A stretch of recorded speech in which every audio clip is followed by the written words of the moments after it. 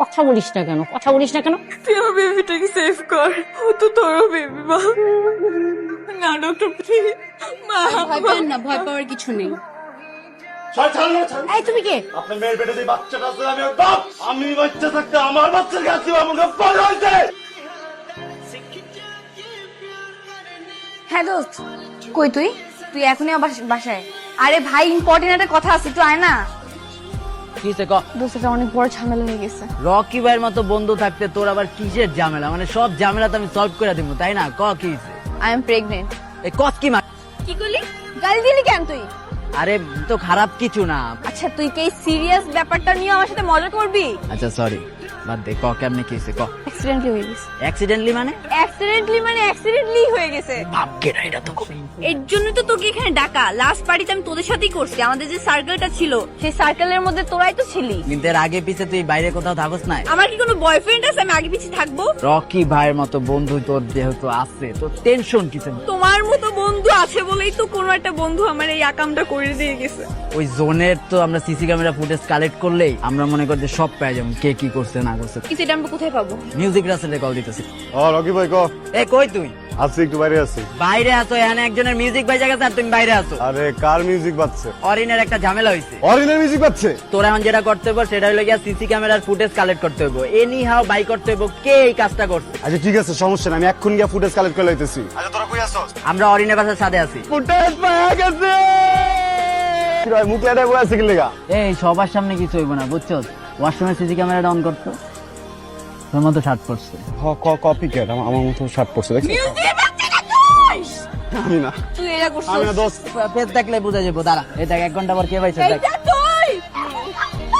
আমিও কাউরে বলবো না দোস্ত, তুইও কাউরে বলিস না। হ্যাঁ এটা ভুলে যাই। আর আই এম প্রেগনেন্ট। নারিশ টারিশ কেন? খা।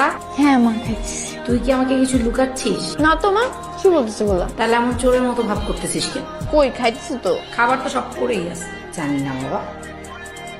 কারা গেলি কেন? কোনো সমস্যা? তো আমি না তোকে একটা রিকোয়েস্ট করতে চাই। রিকোয়েস্ট কর। আমার মধ্যে যে বেবিটা আছে না, আমি ওকে কষ্ট দিতে চাই না। আমি ওকে ফিল করতে পারি, ও আমাকে মা বলে ডাকে। তুই আমাকে একটু সাপোর্ট কর না দোস্ত। তুই কি চাস আমি তোর বিয়ে করি, তারপর সংসার করি? তুই আমার ভাই বন্ধু মানুষ, কোনোদিন কোনো প্রেম আসছিল, কোনো কিছু আসছিল? একটা অ্যাক্সিডেন্ট হয়ে গেছে, এই ব্যাপারটা তো আমারও একার দোষ না। দুজন মিলে একটা অ্যাক্সিডেন্ট ঘটে গেছে, একটু ওষুধ খাওয়ালো সব ঠিক হয়ে যাবে, বুঝছিস? এমন ব্যাপারটা কিছুই হয় নাই। ছোট্ট একটা জিনিস আমি তোরে কইতাছি, এটা সলভ করে দেবো, সলভ করে দে না। তুই পেঁচেতেছিস কি লেখা? তোর কাছে এটা ন্যাচারাল মনে হচ্ছে? এটা নর্মাল একটা জিনিস, এন পর্যন্ত কিচ্ছু হয় না। তুই বেটা এনে কিলিং পর্যন্ত চলে গেছস, নিজে গিলটি হইতাছস, আমার গিলটি বানাইছস কি লেখা? এটা কি? বল এটা কি? এটা তোর ওয়াশরুম থেকে পেয়েছি। আমার যদি ভুল না হয় এটা তো তোরই।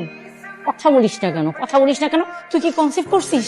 তোর বাবাকে আমি কি বলবো? পাড়া প্রতিবেশী, আত্মীয় স্বজন।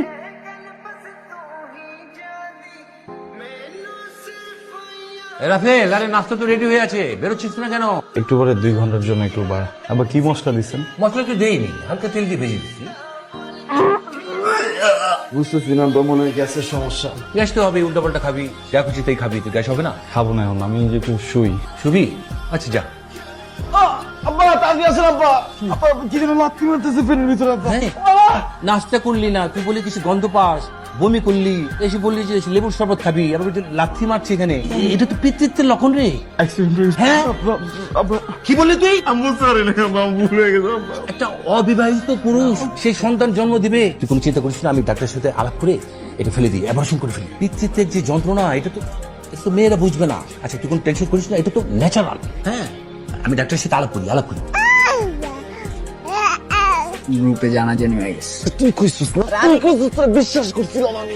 আমি কই নাই, অরিন সবাই কয়ে বেড়াইতেছে যে তোরে খায়া প্রেগনেন্ট মানে ছাইরা দিচ্ছে। এসব কাহিনী না সবাই অলরেডি জানা গেছে। বাংলাদেশে কি আর কোনো মাইয়া বেশ নাই? তুই অরিনের মতো একখান প্লে গার্লের সাথে অ্যাক্সিডেন্টলি দোস্ত। অ্যাক্সিডেন্টলি কি? অ্যাক্সিডেন্টলি দোস্ত। তোর বাসা জানে? বাসা জানাইছস? হ্যাঁ জানাইছি। তোরা না আমাদের বিশ্বাসই করতে চাস না, এটা হচ্ছে তোদের সমস্যা। তোরা বিলিভের মতো কাজ কর, তারপর বিলিভ করি। কিরে কিছু ভাবলি? কোন ব্যাপারে আব্বা?